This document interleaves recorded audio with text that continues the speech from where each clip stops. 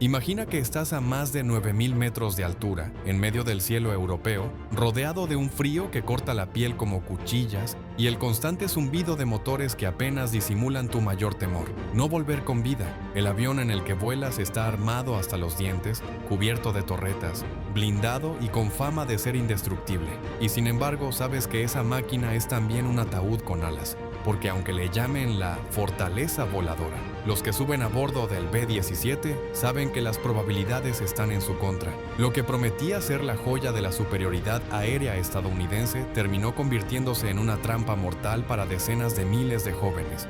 En este video vas a descubrir cómo una estrategia aparentemente sensata desembocó en uno de los episodios más devastadores para la aviación militar, porque detrás de cada misión, de cada bomba lanzada y de cada despegue, hubo una decisión que costó más vidas de las que la historia suele contar.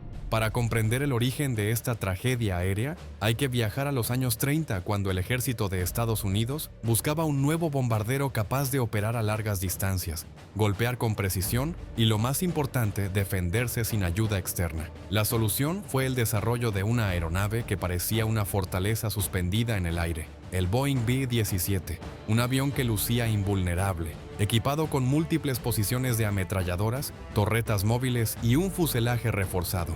Los diseñadores lo presentaron como un arma autosuficiente, capaz de penetrar el espacio aéreo enemigo sin necesidad de cazas escoltas. Las pruebas iniciales parecían confirmar esa idea. El B-17 resistía impactos considerables, podía mantenerse en vuelo incluso dañado, y su sistema de defensa cubría la mayoría de los ángulos. Todo apuntaba a que este bombardero era la pieza clave para cambiar el rumbo de cualquier conflicto. Pero la realidad del combate no tardó en mostrar una cara muy distinta. Cuando Estados Unidos se unió a la guerra en Europa en 1942, adoptó una estrategia contundente: golpear la infraestructura militar e industrial alemana desde el cielo, antes de lanzar una invasión terrestre. Mientras los británicos ya habían aprendido, tras muchas pérdidas, que volar de día era una condena segura y preferían ataques nocturnos, aunque con menor precisión, los estadounidenses optaron por lo contrario.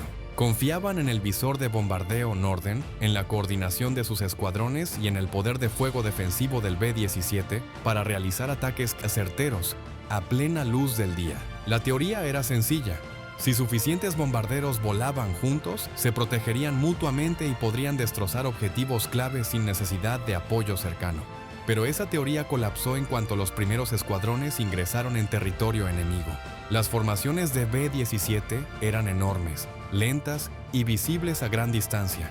Y lo peor, no podían esquivar el fuego enemigo sin romper su estructura de ataque. Aunque llevaban múltiples ametralladoras, eso no evitaba que los cazas enemigos los atacaran desde sus puntos ciegos. Los cazas alemanes, especialmente los Focke-Wulf 190 y los Messerschmitt 109, sabían exactamente por dónde atacar. Se lanzaban en picado por sectores poco defendidos, disparando sin piedad. Por cada avión enemigo derribado, los B-17 perdían decenas de los suyos. Y el mando estadounidense, en lugar de cambiar de táctica, redoblaba la apuesta. Más misiones, más escuadrones, más vidas perdidas. Uno de los principales problemas era el alcance limitado de los cazas de escolta.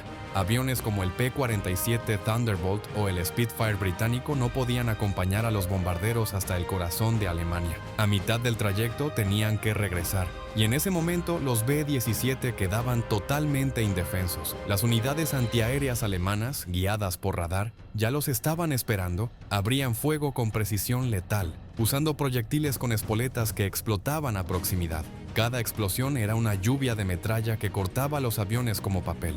No hacía falta un impacto directo para dejar inutilizada una aeronave o matar a parte de su tripulación.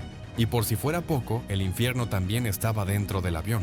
Los B-17 no estaban presurizados. A altitudes elevadas, las temperaturas descendían a los menos 40 grados. Los tripulantes debían usar máscaras de oxígeno constantemente. Si una fallaba, el desmayo era inmediato. Los trajes calefaccionados eran inestables, y no era raro que los artilleros terminaran con los dedos congelados o incluso amputaciones. Muchos reportes indicaban que la sangre de los heridos se congelaba al instante de salir del cuerpo. Las posiciones laterales, donde estaban los artilleros de cintura, eran poco más que huecos expuestos al viento glacial. Y todo esto durante misiones que podían durar más de 8 horas, con apenas una ración miserable de chocolate o fruta.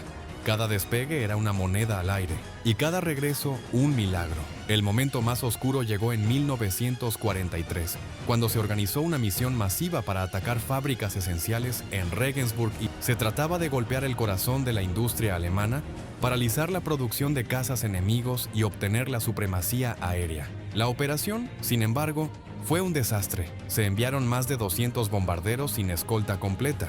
Los alemanes, que ya sabían lo que venía gracias a su red de radares e inteligencia, los esperaban listos. Las defensas antiaéreas abrieron fuego primero. Luego llegaron los cazas en oleadas coordinadas. El resultado fue catastrófico. Más de 60 bombarderos derribados, cientos de tripulantes muertos o desaparecidos y un mensaje devastador. Seguir haciendo lo mismo costaría miles de vidas más. Pero los generales no se detuvieron. Para los que estaban en tierra, ver despegar a los B-17 cada mañana era presenciar un desfile hacia la muerte. Cada avión representaba decenas de jóvenes con una esperanza remota de volver. Las estadísticas eran aterradoras. Completar una campaña de 25 misiones ofrecía menos de un 15% de probabilidad de sobrevivir. La mayoría no pasaba de la 9ª misión. Aún así, muchos seguían subiendo a esos aviones, por lealtad, por sentido del deber, por miedo a ser tachados de cobardes. La presión del grupo era tan fuerte como la de las bombas. La tensión mental comenzó a pasar factura.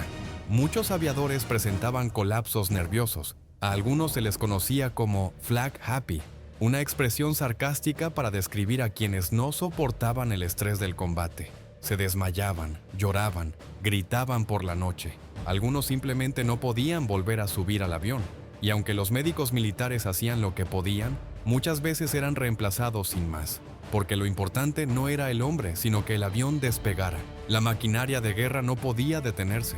Todo comenzó a cambiar recién en 1944, con la aparición del caza P-51 Mustang. Equipado con tanques auxiliares, podía escoltar a los bombarderos hasta Alemania y regresar. Rápido, ágil y mortal, el Mustang equilibró la balanza en los cielos. Los cazas enemigos ya no podían atacar con la misma impunidad. Las bajas comenzaron a disminuir. Las misiones, aunque aún peligrosas, dejaron de ser casi suicidas, pero ya era tarde. El daño estaba hecho. Miles de jóvenes habían sido enviados a morir en un esquema que, desde el principio, estaba condenado, porque el B-17 no fracasó por un defecto de diseño, sino por una combinación peligrosa: arrogancia, propaganda y desesperación. Arrogancia por parte de los mandos que pensaron que podían ganar con teoría y blindaje sin escuchar a quienes estaban en el aire. Propaganda, porque había que convencer a la opinión pública de que todo iba bien, que los bombardeos eran precisos, que se luchaba por una causa justa. Y desesperación, porque el frente terrestre aún no estaba listo y había que hacer algo para mantener la presión. Cuando finalmente los Mustang llegaron y la situación mejoró, ya era irreversible el trauma acumulado. Muchos aviadores que lograron volver lo hicieron con secuelas que no se borraron nunca. Les dieron medallas, discursos y luego los olvidaron. Pero ellos recordaban cada rostro perdido, cada explosión, cada amigo que no regresó. Hoy, el B-17 se recuerda como un ícono del poder aéreo estadounidense. Imponente, valiente, legendario. Y sí, fue todo eso. Pero también fue una celda voladora para miles de hombres atrapados por una decisión estratégica equivocada. Una promesa de invulnerabilidad que terminó costando vidas que no debieron perderse. No se trata de cuestionar el valor de quienes subieron a esos aviones. Se trata de reconocer que incluso en medio de la guerra hay decisiones que pueden evitar el desastre. Que no basta con tener una máquina poderosa si las decisiones detrás de su uso son ciegas. Y que, por muy gloriosa que parezca una historia, siempre es importante recordar a quienes la vivieron, y no solo a los que la contaron.